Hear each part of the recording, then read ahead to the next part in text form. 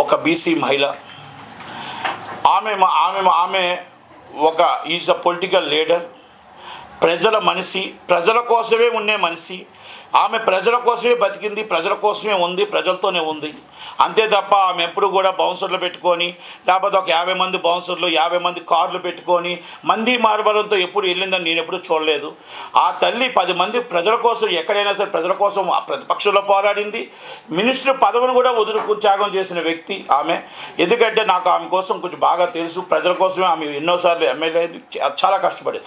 అలాంటి వ్యక్తి మీద కొంతమంది, రఘునందన్ రావు గారు ఆమె చైనాతో వస్త్రాలకు సంబంధించింది కాబట్టి ఆమె అక్క ఇలా జరిగింది, ఈ విధంగా కొంచెం వాళ్ళకి ఏదైనా హెల్ప్ చేయమని ఒక ఎంపీగా ఆయన అడగడం జరిగింది. దాన్ని తీసుకొచ్చి అన్యాయంగా తీసుకొచ్చి సోషల్ మీడియాలో విపరీతంగా ట్రోల్ చేశారు.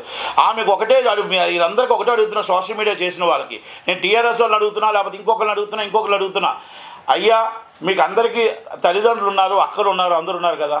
ఆమె ఏ రోజైనా ఆమె ప్రజల కోసం మాట్లాడే వ్యక్తి, ఒక బీసీ మహిళని ఈ విధంగా చేయడం కరెక్టా? అలాగే ఆమె ఆవేశంలో ఆ మాటలో కిందన మీరు చేసిన ట్రోలింగ్స్కి భరించలేక ఆవేశంలో ఆమె ఒక పొలిటికల్ని సినిమా ఇండస్ట్రీకి టర్న్ అయింది. సినిమా ఇండస్ట్రీకి టర్న్ అయిన తర్వాత దాన్ని కావాలనే కొంతమంది పొలిటికల్ లీడర్స్ సినిమా వాళ్ళని రెచ్చగొట్టారు. అది ఆమెకు టర్న్ అయిన వెంటనే అనుకోకుండా ఒక మాట మాట్లాడిన వెంటనే వెనక్కి తీసుకోవడం జరిగినది. Okay, is a legal issue నడుస్తుంది. ఒక లీగల్గా ఆమె ఫైట్ చేయగలుగుతుంది, ఫైట్ చేస్తారు. నిజానికి ఆమె గెలుస్తుంది, కంపల్సరీ న్యాయం గెలుస్తుంది, కంపల్సరీ లీగల్గా ఫైట్ చేసి ఆమె గెలగలుగుతారు. కానీ నేను ఒకటే అడుగుతున్నా అందరినీ, మరి ఇంతకుముందు రేణు దేశాయ్ గారు, ఇంతకుముందు భువనేశ్వరమ్మ గారు, ఇంతకుముందు రజనీకాంత్ గారు, మరి చాలామంది సినిమా వాళ్ళని ఇష్టం వచ్చినట్టు ట్రోల్ చేసేటప్పుడు మరి వీళ్ళందరూ ప్రకాష్ రాజ్ గారి దగ్గర నుంచి ఇంతమంది ఏమయ్యారు? మరి ఒక్క మహిళను పట్టుకొని ఇష్టం వచ్చిన ఆమె వెనక్కి తీసుకున్నాక మహేష్ కుమార్ గౌడ్ గారు మళ్ళా మాట్లాడి క్షమాపణ చెప్పిన తర్వాత కూడా ఆమెను ఇష్టం వచ్చిన మాట్లాడనేది ఇది పొలిటికల్ యాండ్ లేదా అని అడుగుతున్నా నేను.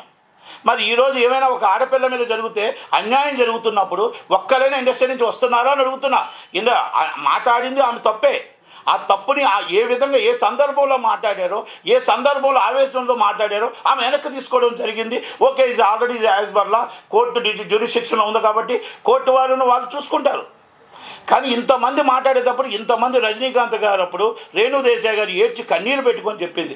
ఇంతమంది మాట్లాడుతున్నప్పుడు మరి పోసాని కృష్ణమురళి గారు, మరి చిరంజీవి గారు వాళ్ళ అమ్మగారిని మాట్లాడుతున్నప్పుడు మరి ఇండస్ట్రీ అంత ఏమైంది? ఏం యాక్షన్ తీసుకుంది? రజనీకాంత్ గారిని మాట్లాడుతున్నప్పుడు ఏం యాక్షన్ తీసుకుంది? ఆ రోజు జగన్మోహన్ రెడ్డి గారికి భయపడ్డారా అని అడుగుతున్నా నేను. భయమేసిందా అని అడుగుతున్నా. ఆ రోజు కేసీఆర్ గారికి భయపడ్డారా అని అడుగుతున్నా నేను. ఎందుకంటే నేను ఒకటి అడుగుతున్నా, ఆడబిడ్డను గౌరవించడం మన మర్యాద. ఓకే, ఆమె అన్న మాటలు అది ఏ విధంగా జరిగిందో, ఏ సందర్భంలో జరిగిందో చెప్పడం కూడా జరిగింది. నేను అవన్నీ చెప్పాల్సిన అవసరం లేదు. దయచేసి ఇలాంటి విషయాలు నేను సినిమా ఇండస్ట్రీలో ఒకటే అడుగుతున్నా, సున్నితమైన విషయాలు మీరు దయచేసి ఇలాంటి పొలిటికల్గా కొంతమంది దీన్ని నడిపించిన బ్యాక్గ్రౌండ్ ఉంది. ఇది అన్నీ కూడా త్వరలోనే బయటకు వస్తాయి. అన్నీ కూడా త్వరలోనే మీకు అన్నీ కూడా మీ ముందు కూడా చెప్పడం జరుగుతుంది. నేను పూర్తిగా కొండా సురేఖ గారికి, ఆమె ఒక నిర్మాత, మనం గుర్తుపెట్టుకోవాలి. ఆమె ఒక నిర్మాత, నేను ఒక నిర్మాత కనుక దయచేసి ఆ ఎట్టి పరిస్థితుల్లో ఆమె న్యాయం తరపున పోరాడుతుంది. ఆమె పోరాటానికి నా పూర్తి మద్దతు ఉంటుంది. నాతో పాటు చాలామంది ఆమెకు మద్దతు ఇస్తారు. ఆ న్యాయం గెలవాలనే కోరుకుందాం. ఎట్టి పరిస్థితుల్లో దయచేసి మనం ఒకటి ఆడబిడ్డను గౌరవిద్దాం. ఆమె చేసిన ప్రజల కార్యక్రమాలను గౌరవిద్దాం. ఆమె ఒక మాట ఏ ఆవేశంలో మాట్లాడిందో అది అందరికీ తెలుసు. దాన్ని రాజకీయం చేసిన వాళ్ళని కూడా తెలుసు. కాబట్టి దయచేసి ఆమెకు పూర్తి నా మద్దతు ఉంటుందని చెప్పి thank you very much. Thank you.